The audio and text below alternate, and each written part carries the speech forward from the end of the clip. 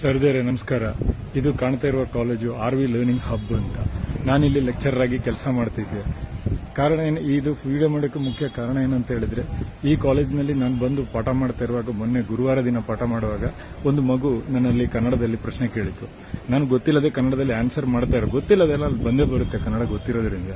ಪಾಠ ಮಾಡ್ತಾ ಇರುವಾಗ ಇನ್ನೊಂದು ಮಗು ಎದ್ದು ನಿಂತು ಕನ್ನಡದಲ್ಲಿ ಮಾತಾಡಬಾರ್ದು ಅಂತ ಹೇಳಿತು.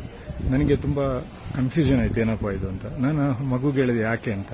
ನನಗೆ ಕನ್ನಡ ಬರಲ್ಲ, ಇಂಗ್ಲೀಷಲ್ಲೇ ಪಾಠ ಮಾಡಬೇಕು, ಇಂಗ್ಲೀಷಲ್ಲಿ ಆನ್ಸರ್ ಮಾಡಿದ್ದು, ಇಂಗ್ಲೀಷ್ ಮೀಡಿಯಂ ಆಗಿದ್ರಿಂದ ಅಂತೇಳಿ ತುಂಬಾ ವಾಗ್ವಾದ ಮಾಡಿತು ಆ ಮಗು.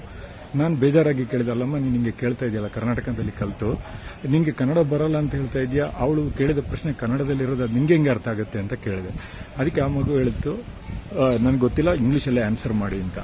ಆ ವಾಗ್ವಾದ ಮಧ್ಯದಲ್ಲಿ ನಾನು ಕೇಳಿದೆ, ಏನಮ್ಮ ನೀನೇನು ತಿಳ್ಕೊಂಡಿದ್ಯಾ, ಕನ್ನಡ ಅಂದ್ರೆ ಒಂದು ಕ್ರಿಮಿನಲ್ ಲ್ಯಾಂಗ್ವೇಜ್ ಅಂತ ತಿಳ್ಕೊಂಡಿದ್ಯಾ, ಅದು ಈ ಮಣ್ಣಿನ ಲ್ಯಾಂಗ್ವೇಜ್ ಅಂತ. ಆ ಮಗುಗೆ ನಾನು ಅರ್ಥ ಮಾಡಿಸೋಕ್ಕೆ ಸ್ವಲ್ಪ ಬೇಜಾರಲ್ಲಿ ಮಾತಾಡಿದೆ.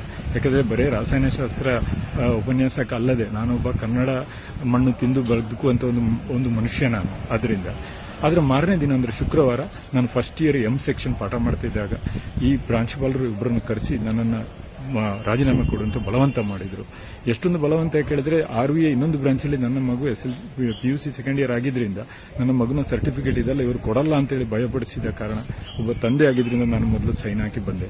ಆದರೆ ಮನೆಯಲ್ಲಿ ಕೂತಾದ್ಮೇಲೆ ನನಗೆ ಯೋಚನೆ ಆಯಿತು, ಒಬ್ಬ ಕನ್ನಡಿಗನಾಗಿ ಕನ್ನಡದಲ್ಲಿ ಪಾಠ ಮಾಡಿದ್ದಕ್ಕೆ ನಾನು ಸಸ್ಪೆಂಡ್ ಆಗಿದ್ದೀನಿ ಅಥವಾ ನನ್ನನ್ನು ಕಿತ್ತಾಕ್ಬಿಟ್ಟಿದ್ದಾರೆ, ನನ್ನಿಂದ ರಾಜೀನಾಮೆ ಬರೆಸಿದ್ದಾರೆ.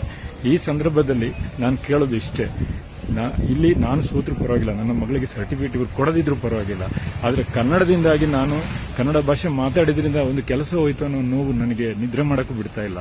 ಅದರಿಂದ ಈ ಟೈಮಲ್ಲಿ ನಾನು ಈ ವಿಡಿಯೋ ಮಾಡಿ ಆಗ್ತಾ ಇದ್ದೀನಿ. ಯಾರಾದರೂ ಇದ್ರೆ ಈ ಕಾಲೇಜ್ ಒಳಗಡೆ ನನ್ನನ್ನೇನು ಬಿಡಲ್ಲ, ಬಟ್ ಈ ರೀತಿ ಇನ್ನೊಬ್ಬ ಕನ್ನಡಿಗನಿಗೆ ಈ ರೀತಿ ಆಗಬಾರದು. ಕನ್ನಡ ನಾಡಲ್ಲಿ ಕನ್ನಡ ಮಾತಾಡೋಕ್ಕೆ ಭಯಪಡುವಂತಹ ಒಂದು ಸ್ಥಿತಿ ಆಗೋಗಿದೆ ಇದು. ಇದಕ್ಕೆ ನನ್ನ ಹತ್ರ ವಿಡಿಯೋಗಳು ಅಥವಾ ಸಾಕ್ಷಿಗಳು, ಈ ಕಾಲೇಜಿನಲ್ಲಿರುವ CCTV ಕ್ಯಾಮೆರಾಗಳನ್ನು ನೀವು ಪರಿಶೋಧನೆ ಮಾಡಿದರೆ ನಿಮಗೆ ನಿಜ ಅರ್ಥ ಆಗುತ್ತೆ. ಇದಕ್ಕಿಂತ ಜಾಸ್ತಿ ನನಗೇನು ಮಾತಾಡಲಿಕ್ಕಿಲ್ಲ. ಜೈ ಕರ್ನಾಟಕ. ಯಾವುದೇ ಕನ್ನಡಿಗನಿಗೂ ಕನ್ನಡ ನಾಡಿನಲ್ಲಿ ಕನ್ನಡ ಮಾತಾಡಿ ಕೆಲಸ ಹೋಗುವಂಥ ನನ್ನಂಥ ಗದಿಕೇಡು ಯಾರಿಗೂ ಬರದಿರಲಿ. ನಮಸ್ಕಾರ.